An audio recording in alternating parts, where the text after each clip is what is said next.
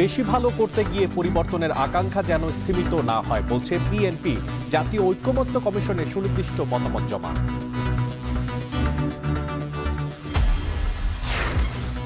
বাংলাদেশ পাকিস্তান পররাষ্ট্র সচিব পর্যায়ের বৈঠকে গুরুত্ব পাচ্ছে অমীমাংসিত ইস্যু। বিকেলে প্রধান উপদেষ্টার সাথে 2 মার্কিন মন্ত্রীর সাক্ষাৎ। প্রতারণা চাঁদাবাজির মামলায় গ্রেফতার দেখানো হলো মডেল মেঘনা আলমকে। অর্থ হাতিয়ে নেয়ার অভিযোগ, সহযোগী দেওয়ান সমীর 5 দিনের রিমান্ডে। গণহত্যায় অভিযুক্ত 187 পুলিশ সদস্য পলাতক। মামলার পর লাপাত্তা আরো 20 কর্মকর্তা। 7 মাসেও অবস্থান চিহ্নিত না হওয়ায় নাশকতার শঙ্কা। সরকারি চাকরি আইন যেটি রয়েছে তাদের বিরুদ্ধে কিন্তু প্রয়োজনীয় বিভাগীয় ব্যবস্থা গ্রহণ কিন্তু চলমান রয়েছে। প্রক্রিয়াগুলো অনুসরণ করে খুঁজে বের করার চেষ্টা করা, কারণ একটা ভয় কিন্তু থেকেই যায়। এবং পলিটেকনিক শিক্ষার্থীদের রেলপথ ব্লকেট কর্মসূচি শিথিল। দুপুরে সচিবালয়ে শিক্ষা উপদেষ্টার সাথে বৈঠকের পর পরবর্তী সিদ্ধান্ত।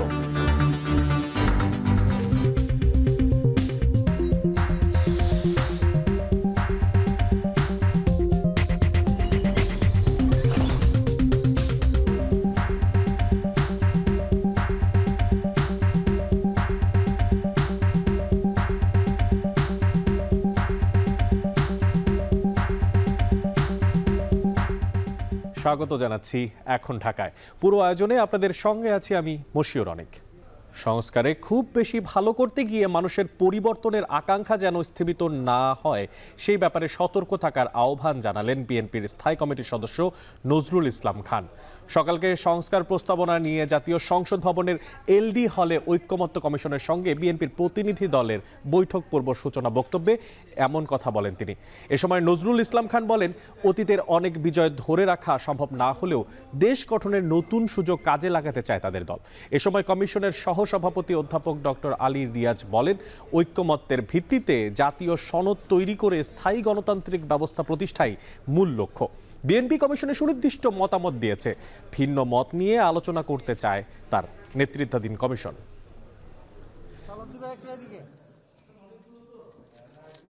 দীর্ঘদিন ধরে বাংলাদেশের গণতান্ত্রিক সংগ্রামের ক্ষেত্রে বাংলাদেশ জাতীয়তাবাদী দলের একটা বিশাল ভূমিকা রয়েছে। শুধু তাই নয়, বাংলাদেশের রাষ্ট্র সংস্কারের ক্ষেত্রে যে সমস্ত দল দীর্ঘদিন যাবৎ এই দাবি উত্থাপন করেছেন, কর্মসূচি দিয়েছেন, একই সঙ্গে ফ্যাসিবাদী শাসনের বিরুদ্ধে লড়াইয়ের পাশাপাশি রাষ্ট্র সংস্কারের তাগিদ দিয়েছেন, বাংলাদেশ জাতীয়তাবাদী দল তার শীর্ষে তার অগ্রগণ্য অবস্থান আছে। এবং যে সমস্ত বিষয়ে আলোচনার মাধ্যমে রাজনৈতিক দলগুলোর সাথে একটা ঐকমত্য তৈরি করে অগ্রসর হতে চাই, সেটা রাজনৈতিক দলগুলোর কাছে দিয়েছিলাম। এবং তারই পরিপ্রেক্ষিতে বাংলাদেশ জাতীয়তাবাদী দলের পক্ষ থেকে আন্তরিকভাবে সুচিন্তিতভাবে আমাদেরকে তাদের মতামত জানিয়েছেন। এ বিষয়ে বিস্তারিত জানাতে জাতীয় সংসদ ভবনের এলডি হলের সামনে আছেন সহকর্মী জাওয়াদ মাহমুদ। জাওয়াদ, আপনার কাছে জানতে চাই যে বৈঠকে ঠিক কি কি বিষয় নিয়ে আলোচনা হয়েছে এবং কোনো সুনির্দিষ্ট সিদ্ধান্ত নেওয়া সম্ভব হয়েছে কিনা?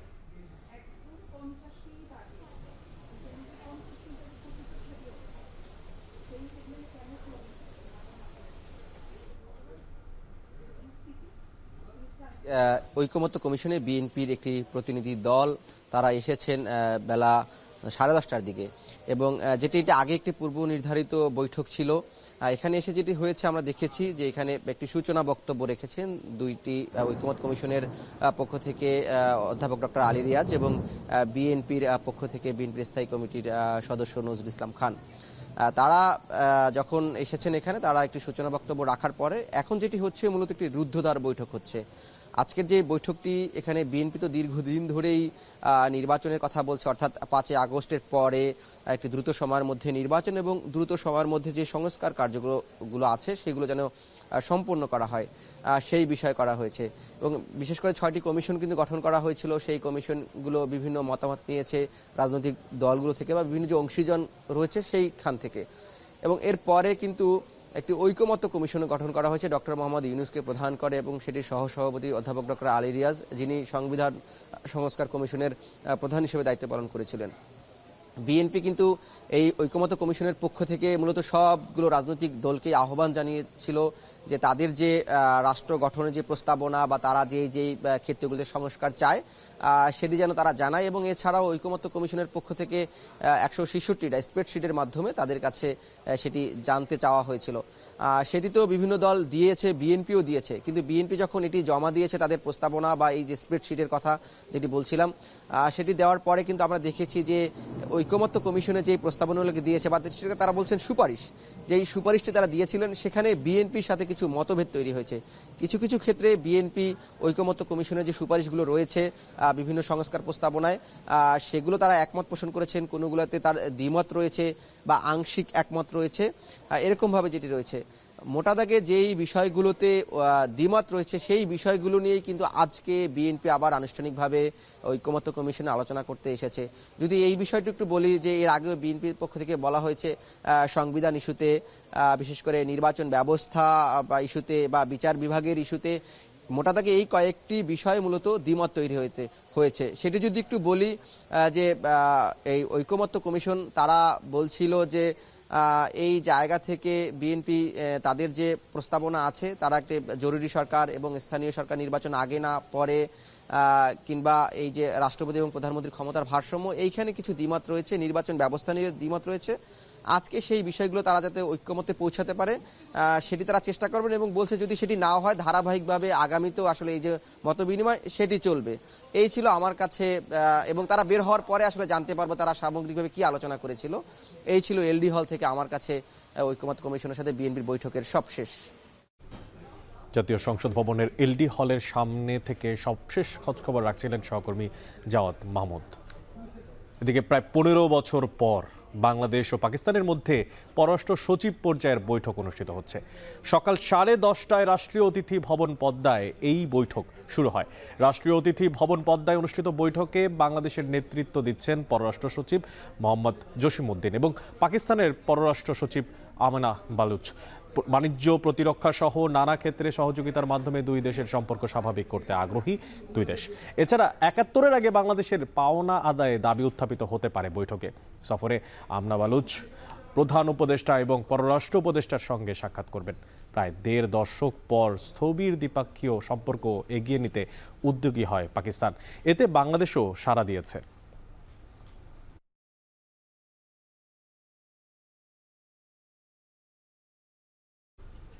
দর্শক, যেমনটা বলছিলাম 15 বছর পর বাংলাদেশ পাকিস্তান পররাষ্ট্র সচিব পর্যায়ের বৈঠক চলছে, আর এই নিয়ে আরও খবর জানাতে রাষ্ট্রীয় অতিথি ভবন পদ্মা থেকে যুক্ত হচ্ছেন সহকর্মী নাঈম আবির। আবির, আপনার কাছে প্রশ্ন করব যে ইতিমধ্যে তো বৈঠক শুরু হয়ে গেছে, তো দ্বিপাক্ষিক আসলে বৈঠকে কি এবং কোন বিষয়গুলো নিয়ে আলোচনা হতে পারে, এবং পাশাপাশি আমরা জানতে পারছিলাম 71 পরবর্তী পূর্বের যে সমস্ত পাওনা সেই সমস্ত বিষয় নিয়ে কথা উঠতে পারে, তো জানাবেন যে সুনির্দিষ্ট কোনো তথ্য এখন পর্যন্ত আপনি পেয়েছেন কিনা সেখান থেকে।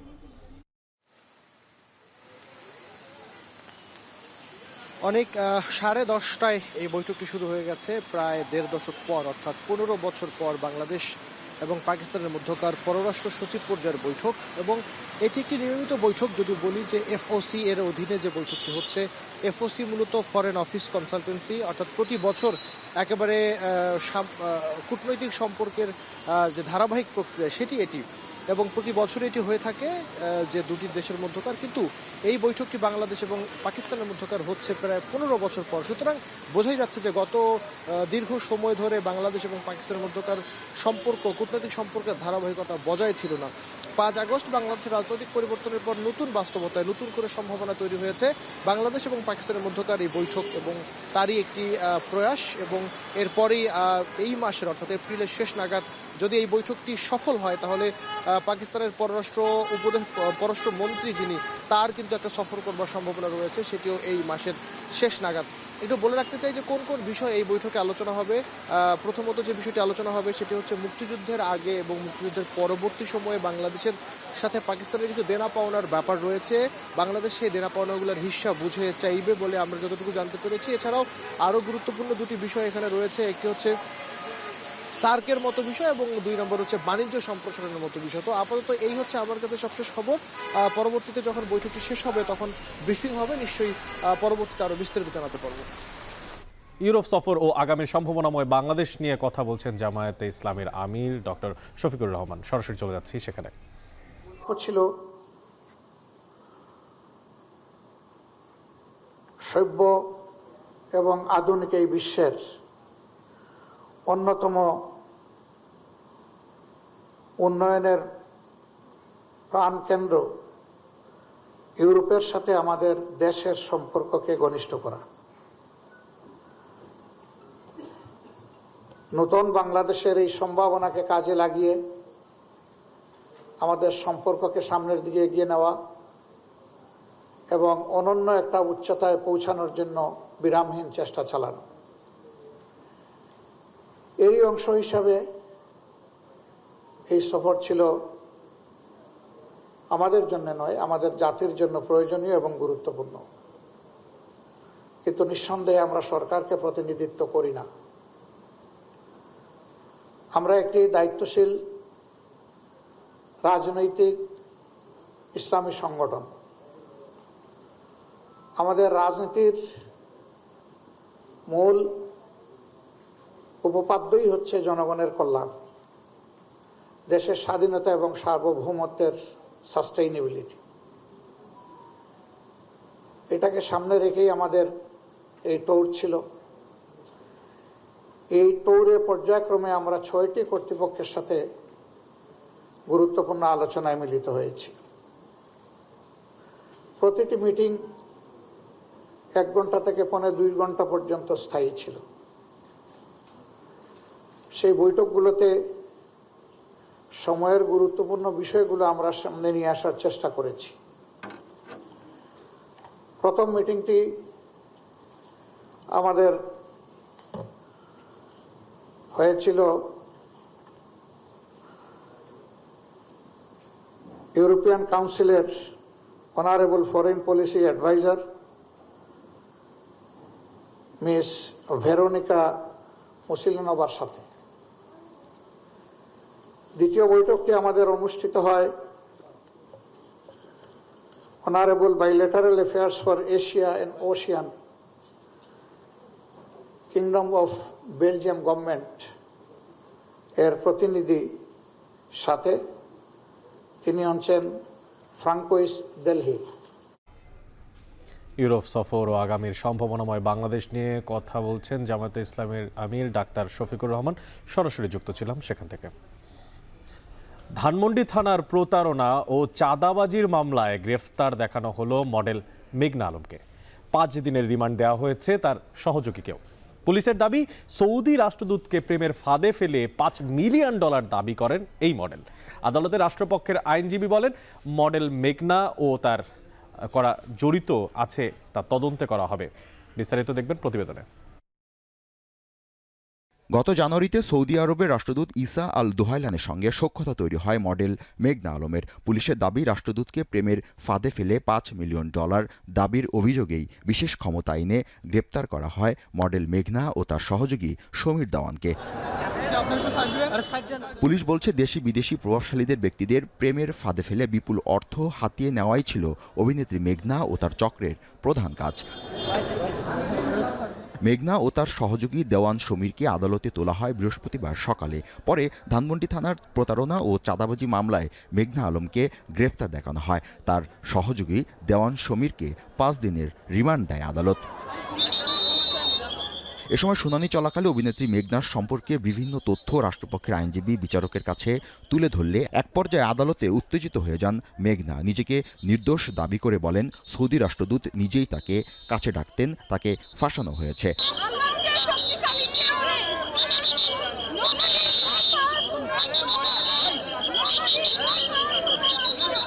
শুনানি শেষে রাষ্ট্রপক্ষের আইনজীবীরা বলেন, বিদেশি প্রভাবশালী ব্যক্তিকে ফাঁদে ফেলতে বিভিন্ন ট্রাভেল এজেন্সি অল্পবয়সী মেয়েদের ব্যবহারের তথ্য উঠে এসেছে মেঘনার নামে। এবং তাদের যে একটা প্রতারক চক্র, তারা সংঘবদ্ধ চক্র, ওই চক্রের যে একটা সদস্য হিসাবে এই মেঘনাকেও পাওয়া যায়। সেই জন্য তাকে আজকে এই মামলায়ও তাকে গ্রেপ্তার দেখানোর জন্য প্রার্থনা করে এবং বিজ্ঞ আদালত তাকে গ্রেপ্তার দেখিয়ে জেল হাজতে প্রেরণ করেন। আর সমীর দেওয়ানকে 5 দিনের রিমান্ড মঞ্জুর করে আরও জিজ্ঞাসাবাদ করার জন্য তদন্তকারী কর্মকর্তাকে অনুমতি প্রদান করে। আইনজীবীর দাবি, টার্গেট ব্যক্তিকে ব্ল্যাকমেল করে টাকা আদায়ের মূল দায়িত্ব ছিল মেঘনার অন্যতম সহযোগী দেওয়ান সমীরের। যে দেওয়ান সমীর, মেঘলা তার গার্লফ্রেন্ড ছিল এবং সে সৌদি রাষ্ট্রদূতের সঙ্গে তাকে পরিচয় করিয়ে দিয়েছিল এবং সে এই মেঘলাকে দিয়ে সৌদি রাষ্ট্রদূতকে ট্রাপে ফেলে তারা দুইজনে মিলে তার কাছে $5 মিলিয়ন চাঁদা দাবি করেছিল। মডেল মেঘনা ও তার সঙ্গে আর কারা জড়িত আছে তা তদন্ত করা হবে বলে জানান রাষ্ট্রপক্ষের আইনজীবী। ভাবমূর্তি বিনষ্ট হবে। জাবেদ আব্দুল্লাহ, এখন, ঢাকা। পূর্ব ঘোষিত রেল ব্লকেট কর্মসূচি সাময়িক শিথিল করেছে পলিটেকনিক ইনস্টিটিউটের শিক্ষার্থীরা। দুপুরে সচিবালয়ে শিক্ষা উপদেষ্টার সঙ্গে বৈঠকের পর পরবর্তী সিদ্ধান্ত নেওয়া হবে। এর আগে গতকাল রাতে শিক্ষা মন্ত্রণালয়ের কারিগরি ও মাদ্রাসা শিক্ষা বিভাগ প্রজ্ঞাপন দিয়ে ঢাকা পলিটেকনিক ইনস্টিটিউটের অধ্যক্ষ মোস্তাফিজুর রহমান খানকে সরিয়ে দেয়। ইনস্টিটিউটের উপাধ্যক্ষ শাহেলা পারভিনকে অধ্যক্ষের অতিরিক্ত দায়িত্ব দেওয়া হয়েছে। বুধবার সারাদিন কারিগরি সেক্টরের পরিচালনায় সংশ্লিষ্ট সব পদে কারিগরি শিক্ষা বহির্ভূত জনবল নিয়োগ না দেয়া, স্বতন্ত্র কারিগরি ও উচ্চশিক্ষা মন্ত্রণালয় প্রতিষ্ঠা সহ 6 দফা দাবিতে সড়ক অবরোধ করে polytechnic institute, technical school and college সহ বাংলাদেশের কারিগরি শিক্ষা বোর্ডের আওতাভুক্ত শিক্ষার্থীরা।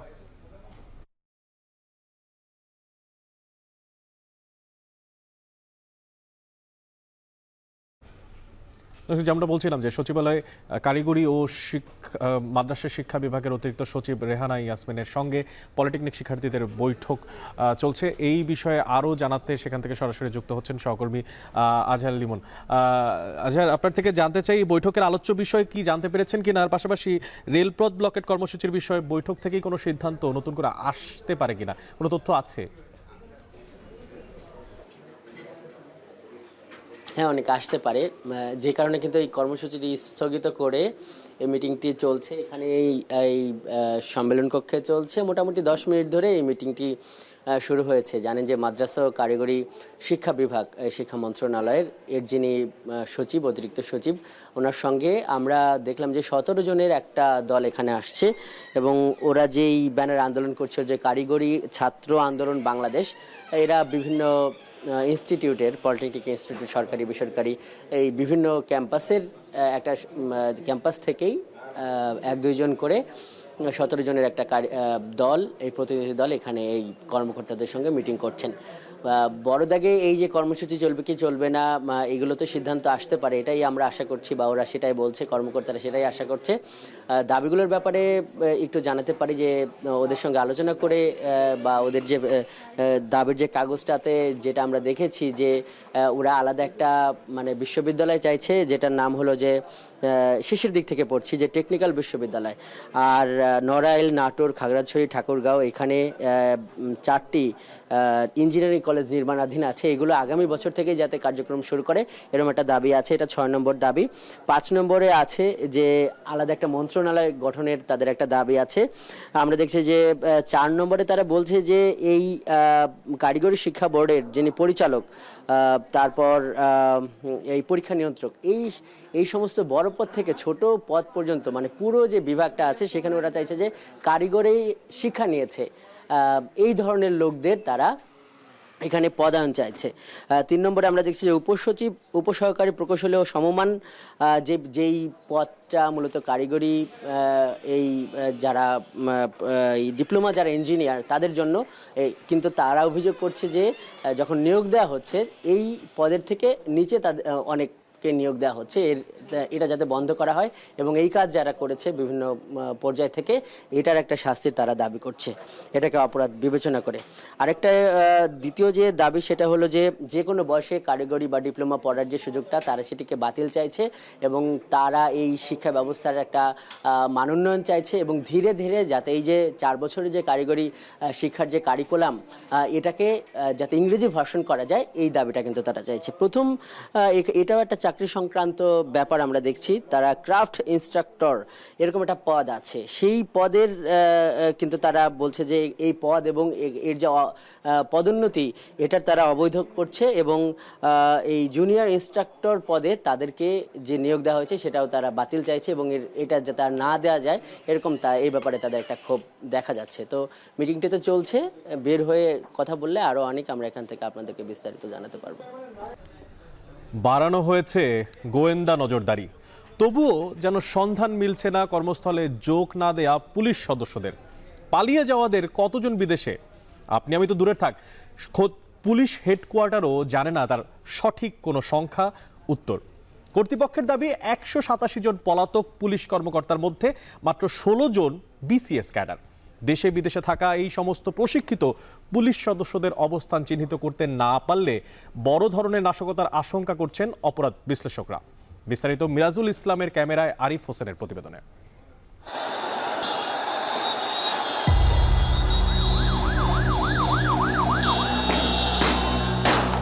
কানফাটা গুলির শব্দ, 36 জুলাইয়ের রক্ত ছড়া দিন। কোটা সংস্কারের দাবিতে রাজপথে নামা ছাত্র জনতার বুকে গুলি চালিয়ে সেদিন রাষ্ট্রযন্ত্রের পেটোয়া বাহিনীতে পরিণত হয়েছিল পুলিশ। নির্বিচারে গুলি চালিয়ে হত্যা করেছিল ছাত্র জনতা। ছাত্র জনতার বাঁধ ভাঙা জোয়ারে সেদিন পালিয়ে বেঁচেছিল পুলিশ। 5 আগস্টের পরে এই মিরপুরের থানাটি পুরোপুরি পুড়িয়ে দেওয়া হয়েছিল।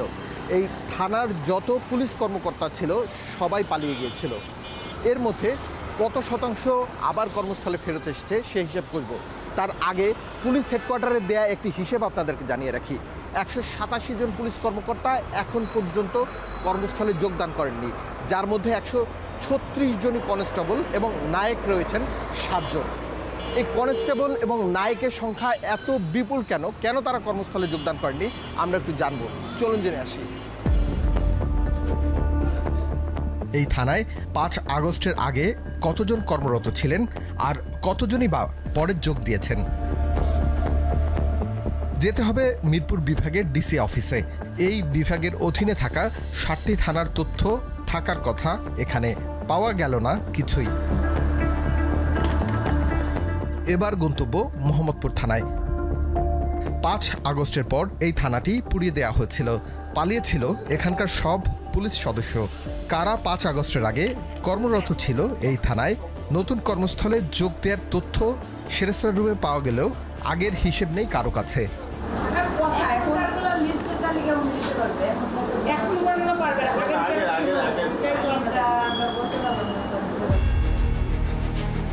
এবার গন্তব্য ভাটারা থানায়। এই থানাটিও বিক্ষুব্ধ জনতা পুড়িয়ে দিয়েছিল।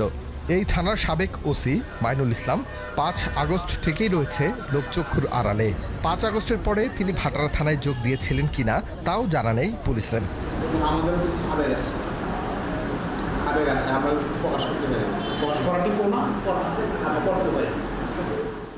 মাঠের পুলিশের কাছে তথ্য নেই, তাই যেতে হবে পুলিশ হেডকোয়ার্টারে। ঠিক 7 মাস আগের তথ্যের উপর দাঁড়িয়ে আছে তারা। সে হিসেবে পালিয়ে যাওয়া পুলিশের সংখ্যা 187 জন, যাদের মধ্যে ডিআইজি 1 জন, অতিরিক্ত ডিআইজি 7 জন, পুলিশ সুপার 2 জন, অতিরিক্ত পুলিশ সুপার 1 জন, সহকারী পুলিশ সুপার 5 জন, পুলিশ পরিদর্শক 5 জন, এসআই ও সার্জেন্ট 14 জন, এএসআই 9 জন, নায়েক 7 জন এবং কনস্টেবল 136 জন।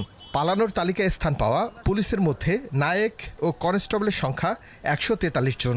এতজন নায়েক ও কনস্টেবল পালানোর কারণ কি? এখন এইগুলা কি দেখাবে? এগুলো পলাতক দেখাইতেছে।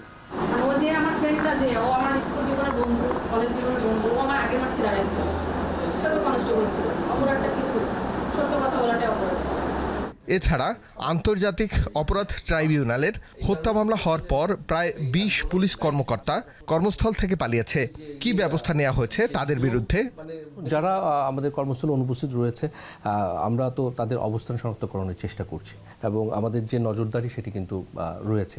তাদের বিরুদ্ধে কিন্তু যে আইন রয়েছে, বিভাগীয় যে ব্যবস্থা রয়েছে, সরকারি চাকরি আইন যেটি রয়েছে, তাদের বিরুদ্ধে কিন্তু প্রয়োজনীয় বিভাগীয় ব্যবস্থা গ্রহণ কিন্তু চলমান রয়েছে। পুলিশের এসব সদস্যদের অবস্থান শনাক্ত জরুরি। দ্রুত সময়ের মধ্যে অবস্থান শনাক্ত না করতে পারলে বড় অপরাধের সাথে জড়িয়ে যেতে পারে বলে শঙ্কা সমাজ বিশ্লেষকদের। পুলিশ এবং ইন্টেলিজেন্স যে ইউনিটগুলো আছে এদেরকে খুঁজে বের করা, এদেরকে ট্রেস আউট করা, সে দেশের মধ্যে থাকলে সেটাকে খুঁজে বের করা কিংবা দেশের বাইরে গেলেও সেটাকে নানা ধরনের উপায়গুলো বা প্রক্রিয়াগুলো অনুসরণ করে খুঁজে বের করার চেষ্টা করা, কারণ একটা ভয় কিন্তু থেকেই যায়। দেশের বিভিন্ন থানায় জুলাই আগস্ট সহিংসতায় এখন পর্যন্ত 1500 মামলা পুলিশের বিভিন্ন পর্যায়ের কর্মকর্তা ও সৈনিকদের বিরুদ্ধে হয়েছে। আরিফ হোসেন, এখন, ঢাকা। এদিকে আনন্দ শোভাযাত্রায় মোটিভ শিল্পী মানবেন্দ্র ঘোষের বাড়িতে অগ্নিসংযোগের ঘটনায় 7 জনকে গ্রেফতার করেছে পুলিশ। তাদের সবাই স্থানীয় আওয়ামী লীগের রাজনীতির সঙ্গে যুক্ত। মানিকগঞ্জ সদর উপজেলার বিভিন্ন জায়গা থেকে তাদের গ্রেফতার করা হয়। তদন্তকারী কর্মকর্তা জানান দুপুরে গ্রেফতারকৃতদের আদালতে পাঠানো হবে। এর আগে গেল মঙ্গলবার মধ্যরাতে চিত্রশিল্পী মানবেন্দ্র ঘোষের বাড়িতে আগুন দেয় দুর্বৃত্তরা। পরে ঘটনাস্থল পরিদর্শন করে আলামত সংগ্রহ করে পুলিশের একটি বিশেষ টিম তদন্তের জন্য অতিরিক্ত জেলা ম্যাজিস্ট্রেটকে প্রধান করে 7 সদস্যের তদন্ত কমিটিও গঠন করা হয়েছে। 3 কার্যদিবসের মধ্যে কমিটিকে প্রতিবেদন জমা দেওয়ার নির্দেশ দেওয়া হয়েছে।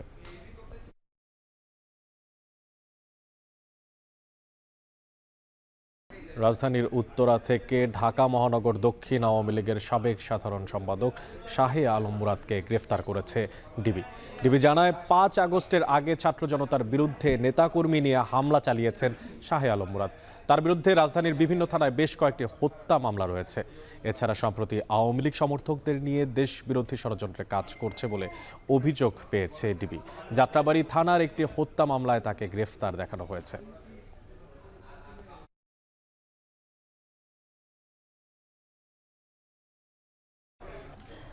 ডাকাত আতঙ্কে দিন কাটছে সিরাজগঞ্জের বিভিন্ন দুর্গম চরাঞ্চলের রাখালদের।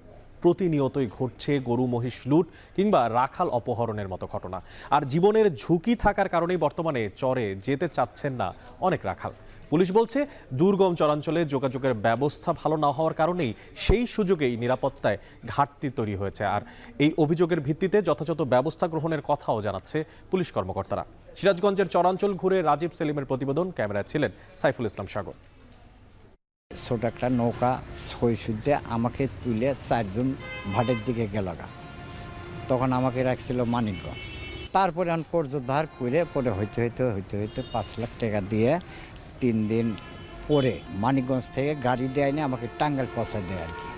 3 দিনের বন্দিদশা থেকে মুক্তিপণ দিয়ে ছাড়া পাওয়ার বর্ণনা দিচ্ছিলেন এই বাথান মালিক। গেল 17 মার্চ সিরাজগঞ্জ সদর উপজেলার 1 নম্বর চায়নাবাদ এলাকার চর থেকে তাকে অপহরণ করে ডাকাত দল। এই দফায় মুক্তি মেলে 5 লাখ টাকার বিনিময়ে। এরপর গেল 6 এপ্রিল 7টি গরুসহ আবারও সেই একই বাথান মালিককে অপহরণ করে ডাকাত দল। তবে এই দফায় অসহায়ত্বের কথা জানালে গভীর রাতে দুর্গম চরাঞ্চলে ছেড়ে দেয়া হয় মুক্তিপণ ছাড়াই। আমি কইলাম যে সেদিনকে আমি 5 লাখ টাকা দিলাম। এরা গৃহস্থর কয় টাকা থাকে, বালুচরের মধ্যে গড় পারি, আর যে আমাকে নিয়ে এলে এখন যদি 10 টাকা চাও আমি তাও তো দিতে পারবো না। কথার বলছেন পরে গরুর নৌকার থেকে ছোটো একটা নৌকা দিয়ে এই যে যমুনা সেতুর উত্তর পাশে ফাইটে চর এখানে নামাই দিয়ে থেকে গেল। গভীর রাতে চরাঞ্চলের বিভিন্ন বাথানে দেশি বিদেশি অস্ত্র নিয়ে হানা দেয় ডাকাত দল। এরপর বাথান মালিক কিংবা রাখালকে বেঁধে চলে মারধর, ছিনিয়ে নেয় দুধ বিক্রির নগদ টাকা, মোবাইল ফোন। আবার কখনো নিয়ে যায় বাথানের গবাদি পশু। আপনাদের যা কিছু করার দরকার করে নিয়ে যান, তা মারেন না, না কয়ে বেটা বেশি কথা বলে অমনি পিস্তল দিয়ে বাড়ি দিছে। আমরা সাধারণ পাবলিক পরে থাকি কামলা পাট, তারপরে এসে অত্যাচার করে 1 বার না 2 বার না 3 বার হলো, তাহলে আমরা কিভাবে বাঁচবো? সবাইকে ধরে মানে একসঙ্গে পিস মুরাদা বাঁধেছিল, বান্ধে গরু বাছুর নিয়ে গেছে, দেওয়ানেক নিয়ে গেছিল, দেওয়ানেক ওই সেতুর ভাটির যা কাছাকাছি যা ওটি নেমে দিয়ে গেছে। শুধু দুর্গম চরাঞ্চলে নয়, লোকালয় থেকে কাছাকাছি বেশ কিছু চরে প্রায়ই ঘটছে এমন ঘটনা। চলতি বছরের শুরুর দিকে 14টি গরু খোয়া যায় সিরাজগঞ্জের চরে বাথান করা বগুড়া গাবতলীর সজল ঘোষের। বিভিন্ন মাধ্যমে খোঁজাখুঁজি করে না পেয়ে পুলিশে অভিযোগ করেন। প্রায় 3 মাস পেরিয়ে গেলেও মেলেনি হারানো গরু। তবে প্রাণ ভয়ে বেশিরভাগ ক্ষেত্রেই অভিযোগ করেন না ভুক্তভোগীরা। অভিযোগ করলে মেরে ফেলে নেব। অভিযোগও করেননি? না, অভিযোগ করলে মেরে ফেলে নেব। এই জন্য আমরা অভিযোগ করিনি। পুলিশ জানায় দুর্গম চরাঞ্চলে যোগাযোগ ব্যবস্থা ভালো না হওয়ায় নিয়মিত টহলও হয় না। তবে বাথান কেন্দ্রিক অপরাধের অভিযোগ পেলে সর্বোচ্চ ব্যবস্থার আশ্বাস। পুলিশ ফ্রেন্ডলি যে লোকগুলো আছে তাদের সাথে যেহেতু আমাদের সার্বক্ষণিক যোগাযোগ থাকে, আমরা যেহেতু আমাদের ইন্টেলিজেন্স বেসড আমাদের যে কাজকর্মগুলো আছে আমরা সেগুলোর মাধ্যমে তাদের থেকে ইন্টেলিজেন্স সংগ্রহ করে আমরা প্রোঅ্যাক্টিভ মেজারগুলো ওখানে নেই। আদারওয়াইজ ওখানে আমাদের রেগুলার টহল যেটা সেইটা যোগাযোগ ব্যবস্থার অপ্রতুলতার কারণে এটা সম্ভব হয় না। মরুভূমির মতো উত্তপ্ত যমুনার এই বালুচরে জ্বলে পুড়ে যে রাখালরা গরু মহিষ পালন করেন তাদের জীবিকা চালানোর একমাত্র এই মাধ্যম এখন হুমকির মুখে। তাদেরকে পর্যাপ্ত নিরাপত্তা ও প্রয়োজনীয় সুযোগ সুবিধা দিলে দেশের দুধ ও মাংসের চাহিদা মিটিয়ে সেসব রপ্তানি হবে বিদেশেও। রাজীব সেলিম, এখন সিরাজগঞ্জ। এই মুহূর্তে কথা বলছেন বিএনপির সালাউদ্দিন। আমরা সেদিকে সরাসরি চলে যাব। তারিত প্রতিবেদন, তার মধ্যে 131টা প্রস্তাব আছে, কিন্তু আমরা পেয়েছিলাম স্প্রেডশিটে মাত্র 70টা দফা, যার ফলে বিভিন্ন বিষয়ে আমাদের বক্তব্য দেওয়া তখন আপনাদের সবাইকে জানাতে পারিনি, যদিও বিস্তারিত রিপোর্ট তাদেরকে আমরা দিয়েছি। তার উপরে এখন বিস্তারিত আলোচনা হচ্ছে আমাদের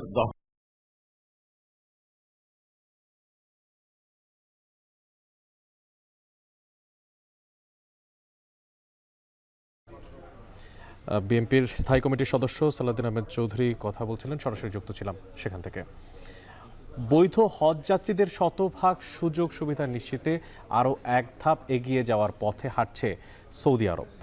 আগামী 29 এপ্রিল থেকে মক্কা মদিনা ও আরাফা ময়দান সহ হজকেন্দ্রিক এলাকাগুলোতে ঠাঁই হবে না ওমরা, ব্যবসা কিংবা অন্যান্য ভিসাধারীদের।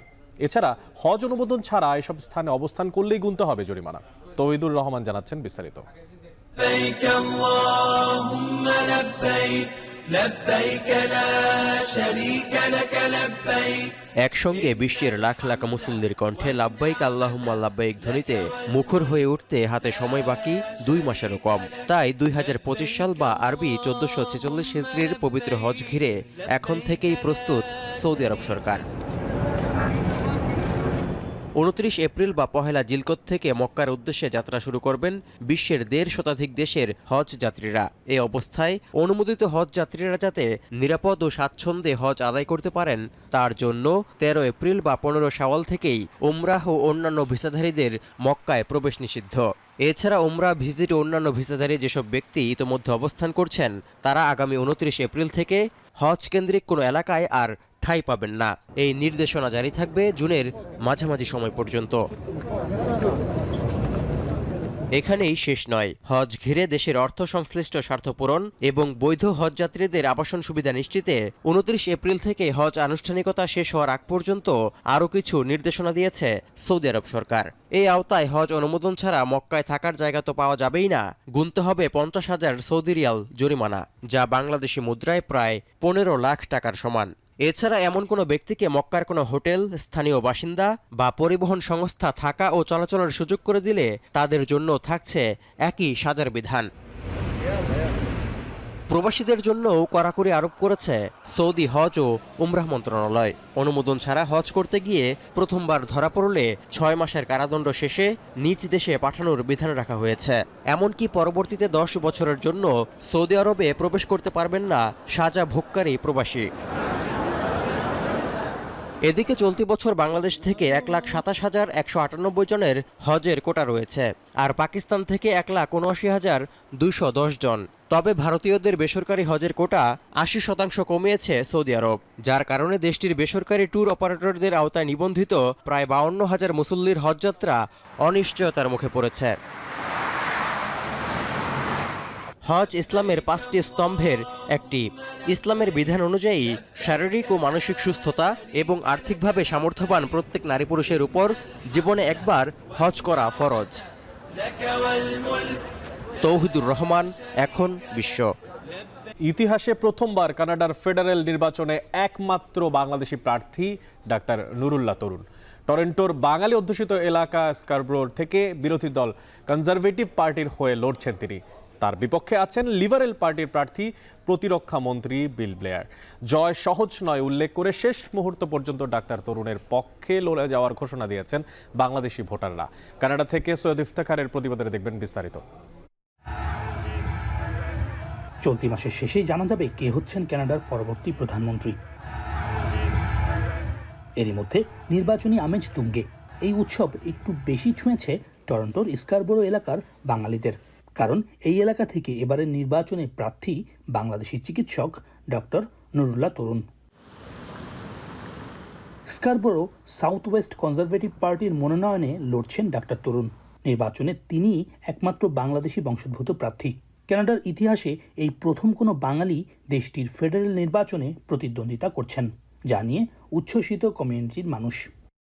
যে ড্রিমটা আমি এক্সপ্রেস করছি আমার অ্যাক্টিভিটি দিয়ে, it resonate to you, so I am so happy যে আসলে আমার যে পথটা শুরু হয়েছিল I am happy. So now আমি verbally as strong as possible, I need your help, I need our all community help. Doctor তরুণের জন্ম খুলনায়। বরিশালের শেরেবাংলা মেডিকেল কলেজ থেকে গ্র্যাজুয়েশনের পর কক্সবাজারের রোহিঙ্গা ক্যাম্পে কাজ করেন। কানাডায় আসার আগ পর্যন্ত কর্মরত ছিলেন ঢাকার ইসলামিয়া চক্ষু হাসপাতালে। কানাডার ইউনিভার্সিটি অফ ম্যানিটোবা থেকে চিকিৎসা বিজ্ঞানে ডিগ্রি নেন।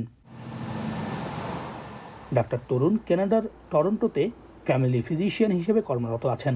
চিকিৎসা সেবায় ইতোমধ্যে তিনি টরন্টোর কমিউনিটিতে ব্যাপক জনপ্রিয়তা অর্জন করেছেন। Please connect me some group যে তরুণ এখানে যাও। তার বিপক্ষে লিবারেল পার্টি থেকে লড়ছেন বর্তমান প্রতিরক্ষা মন্ত্রী বিল ব্লেয়ার। আগামী 28 এপ্রিল ভোট গ্রহণ। ডাকযোগে আগাম ভোট শুরু হতে যাচ্ছে 20 এপ্রিল থেকে। নির্বাচনের দিন যতই ঘনিয়ে আসছে ততই জমে উঠছে প্রচার প্রচারণা। ভোটাররা কোন প্রার্থীকে ভোট দেওয়া যায় সেটি বিবেচনা করছেন। এক্ষেত্রে জনপ্রিয়তার পাশাপাশি তিনি কোন দল থেকে দাঁড়িয়েছেন সেটিও বিবেচ্য বলছেন তারা। সৈয়দ ইফতেখার, এখন কানাডা। যুদ্ধ শেষেও গাজা, সিরিয়া ও লেবাননে ইসরায়েলি সেনারা অনির্দিষ্টকালের জন্য অবস্থান করবে, জানিয়েছেন ইসরায়েলি প্রতিরক্ষামন্ত্রী ইসরায়েল কার্টোজ। এক বিবৃতিতে ইসরায়েল জানায়, গাজার যে কোনো পরিস্থিতিতে শত্রুপক্ষ ও ইসরায়েলি সম্প্রদায়ের মধ্যে একটি বাফার জোন হিসেবে নিরাপত্তা অঞ্চল থাকবে। এরই মধ্যে গাজার 30% অঞ্চল বাফার জোনে পরিণত করেছে ইসরায়েলিরা।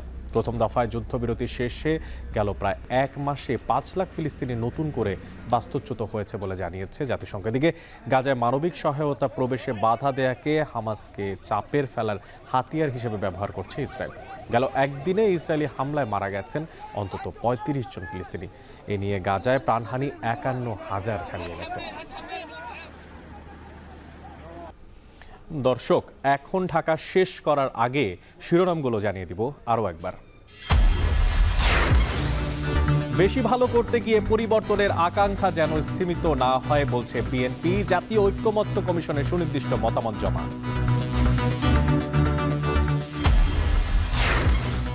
বাংলাদেশ পাকিস্তান পররাষ্ট্র সচিব পর্যায়ের বৈঠকে গুরুত্ব পাচ্ছে অমীমাংসিত ইস্যু। বিকেলে প্রধান উপদেষ্টার সাথে 2 মার্কিন মন্ত্রীর সাক্ষাৎ। প্রতারণা চাঁদাবাজির মামলায় গ্রেফতার দেখানো হলো মডেল মেঘনা আলমকে। অর্থ হাতিয়ে নেওয়ার অভিযোগ, সহযোগী দেওয়ান সামির 5 দিনের রিমান্ড। গণহত্যার অভিযুক্ত 187 পুলিশ সদস্য পলাতক। মামলার পর লাপাত্তা আরো 20 কর্মকর্তা। 7 মাসেও অবস্থান চিহ্নিত না হওয়ায় নাশকতার সংখ্যা। এবং পলিটেকনিক শিক্ষার্থীদের রেলপথ ব্লকেট কর্মসূচি শিথিল। সচিবালয়ে কারিগরির অতিরিক্ত সচিবের সঙ্গে বৈঠক।